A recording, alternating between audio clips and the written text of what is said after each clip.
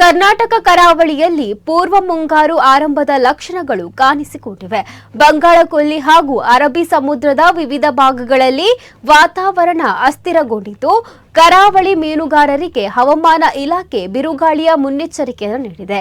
ಕಡಲಿಗೆ ಇಳಿದಿರುವ ಯಾತ್ರಿಕತ ಬೋಟುಗಳು ತಕ್ಷಣ ತೀರ ಪ್ರದೇಶ ಸೇರುವಂತೆ ಸೂಚನೆಯನ್ನು ನೀಡಲಾಗಿದೆ. ಮಲ್ಪೆ ಸೇರಿದಂತೆ ಕರಾವಳಿ ಭಾಗಗಳಲ್ಲಿ ಮೀನುಗಾರರು ಆತಂಕದ ನಡುವೆ ಬೋಟುಗಳನ್ನು ವಾಪಸ್ ಹಾಕುತ್ತಿದೆ. ಕರ್ನಾಟಕ ಕರಾವಳಿಯಲ್ಲಿ ಪೂರ್ವ ಮುಂಗಾರಿನ ಲಕ್ಷಣಗಳು ಗೋಚರಿಸ್ತಾ ಇವೆ. ಬಂಗಾಳಕೊಲ್ಲಿ ಹಾಗೂ ಅರಬ್ಬಿ ಸಮುದ್ರದ ವಿವಿಧ ಭಾಗಗಳಲ್ಲಿ ವಾತಾವರಣ ಅಸ್ಥಿರಗೊಂಡಿದ್ದು, ಬಿರುಗಾಳಿಯ ಮುನ್ನೆಚ್ಚರಿಕೆ ನೀಡಲಾಗಿದೆ.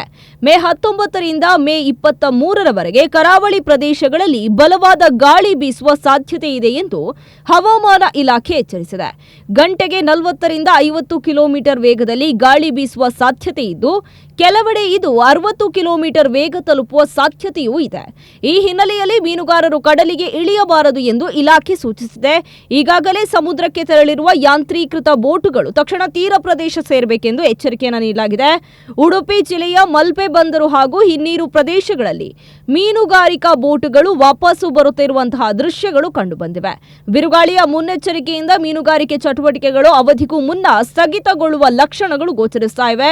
ಕೇರಳ, ಲಕ್ಷದ್ವೀಪ ಪ್ರದೇಶ ಹಾಗೂ ಕನ್ಯಾಕುಮಾರಿ ಸಮೀಪ ಗಾಳಿ ವೇಗ ಪಡೆದುಕೊಳ್ಳುತ್ತಿರುವ ಹಿನ್ನೆಲೆ ಕರಾವಳಿ ಜಿಲ್ಲೆಗಳಲ್ಲಿ ಆತಂಕದ ವಾತಾವರಣ ನಿರ್ಮಾಣವಾಗಿದೆ.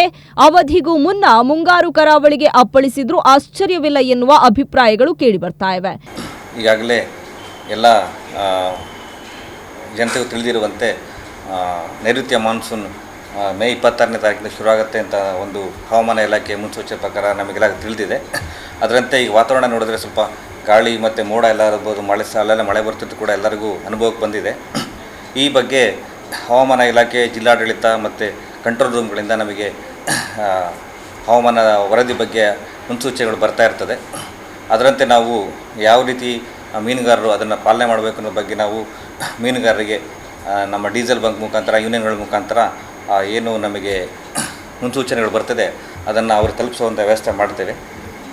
ಈಗ ನಮಗೆ ಅರೇಬಿಯನ್ ಸೀನಲ್ಲಿ ಈಗ ದಿನ 19ರಿಂದ 24ನೇ ತಾರೀಕು ತನಕ ಈ ಯಾವ ರೀತಿ ಬದಲಾವಣೆಗಳಾಗುತ್ತೆ ಅನ್ನೋ ಬಗ್ಗೆ ಒಂದು ಮುನ್ಸೂಚನೆಯನ್ನು ಕಂಟ್ರೋಲ್ ರೂಮಿಂದ ನಮಗೆ ಬಂದಿರ್ತದೆ. ಅದರ ಪ್ರಕಾರ ಪ್ರತಿ ದಿನವೂ ಸರಾಸರಿಯಂತೆ 45ರಿಂದ 60 ಕಿಲೋಮೀಟ್ರ್ ವೇಗದಲ್ಲಿ ಗಾಳಿ ಬೀಸ್ತಾ ಇರ್ತದೆ ಅಂತ. ಇದರಿಂದ ಮೀನುಗಾರರು ಭಾಳ ಎಚ್ಚರಿಕೆಯಿಂದ ಮೀನುಗಾರಿಕೆ ನಡೆಸಲು ಇದು ಮಾಡಬೇಕು. ಮತ್ತು ಅಂಥ ಸಂದರ್ಭದಲ್ಲಿ ಹೋಗ್ದಲೇ ಇರೋದೇ ಒಳ್ಳೆಯದು. ಈ ಬಗ್ಗೆ ಮೀನುಗಾರಿಕೆ ಕೂಡ ಅವರಿಗೆ ಅಂದರೆ ಅವರ ಅನುಭವದ ಪ್ರಕಾರ ಅವರಿಗೆ ಗೊತ್ತಾಗ್ತದೆ. ಪರ್ ಡೇಗೆ ಮೀನುಗಾರಿಕೆ ಹೋದಾಗ ಅಲ್ಲಿ ವಾತಾವರಣ ತಿಳಿಸಿ ಪ್ರತಿಯೊಬ್ಬರು ತಿಳಿಸ್ತಾರೆ. ಒಬ್ಬರಿಂದ ಒಬ್ಬರಿಗೆ ಕಮ್ಯುನಿಕೇಷನ್ ಮತ್ತು ಇಲಾಖೆ ಮತ್ತು ಬೇರೆ ಇದರಿಂದ ಕೂಡ ನಾವು ಮಾಹಿತಿಯನ್ನು ತಲುಪಿಸೋ ವಿಚಾರ ಮಾಡ್ತೇವೆ. ಒಟ್ಟಿನಲ್ಲಿ ಪೂರ್ವ ಮುಂಗಾರಿನ ಮುನ್ಸೂಚನೆಯೊಂದಿಗೆ ಕರಾವಳಿಯಲ್ಲಿ ಹವಾಮಾನ ಅಸ್ಥಿರಗೊಂಡಿದ್ದು, ಮೀನುಗಾರರು ಎಚ್ಚರಿಕೆಯಿಂದ ಇರಬೇಕಾದ ಪರಿಸ್ಥಿತಿ ನಿರ್ಮಾಣವಾಗಿದೆ.